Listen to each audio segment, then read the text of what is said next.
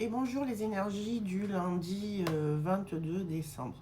Alors je suis encore bien prise, hein. Je vous ai pas fait de vidéo pendant quelques jours parce que j'étais quasiment à faune avec une forte fièvre, donc voilà. Mais je suis là au poste, comme on dit.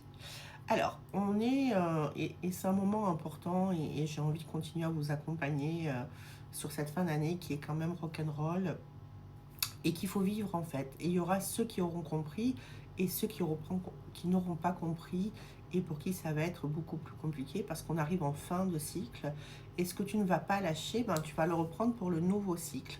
Donc c'est vraiment très très important de sortir de certains schémas. On est encore aujourd'hui dans des énergies où ça bute, on n'avance pas, comme si on était pris dans un tourbillon à vivre certaines choses. Euh, et où, en fait, pour pouvoir avancer, il faut avancer à l'intérieur. En fait, tu ne peux pas avancer, je n'aime pas le négatif, mais là, je ne vois pas comment l'exprimer autrement. C'est-à-dire, pour pouvoir avancer de manière positive, tu dois d'abord avancer de manière positive à l'intérieur de toi. Donc, c'est impossible que tu avances ou tu vas avancer en te reprenant les mêmes claques que tu as pris jusqu'à présent et sans en te disant le monde est injuste, l'univers est injuste, ma vie est un sac de crottes pour être poli, c'est pas possible que ça se passe comme ça, pourquoi moi, le sort s'acharne contre moi, ça fonctionne pas comme ça. Qu'est-ce que tu as planté en amont pour pouvoir vivre ça aujourd'hui? Ce que tu vis aujourd'hui est la conséquence de certains actes du passé où tu as oublié, tu as omis de te choisir et où tu as privilégié le confort de l'inconfort et où tu es passé au-dessus, j'aurais tendance à dire, de choses qui étaient vitales pour toi.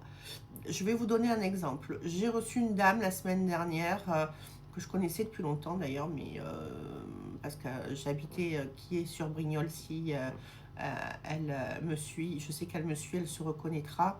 Et une dame, un bonbon d'amour, cette dame. Et ça fait des années, elle est avec quelqu'un qui est violent, quelqu'un qui n'est pas gentil. Du coup, elle a même un de ses enfants qui est parti vivre chez la grand-mère, etc. Donc, il y a un climat familial extrêmement tendu. Et dans la voyance, je lui dis, bah, je ne vous vois pas quitter. Elle me dit, mais j'ai tellement peur de ces réactions. Elle me dit, puis j'ai peur de me retrouver seule. Je lui dis, mais vous êtes seule depuis des années en fait. Excusez-moi. J'ai dit, vous êtes seule depuis des années. Ça fait des années que vous êtes seule, quasiment depuis le premier jour de votre mariage. Vous êtes seule. J'ai dit, la violence que vous vous imposez au quotidien, c'est comme si vous vous enterriez vivante. Donc là, oui, il faut du courage, mais ça peut pas être pire que ça n'est déjà. Oui, il va être violent, oui, il va pas la lâcher. Et peut-être que vous aussi, vous êtes dans cette situation-là. Mais à un moment donné, il faut être capable de couper cet engrenage et de te choisir, et quelle que soit la situation.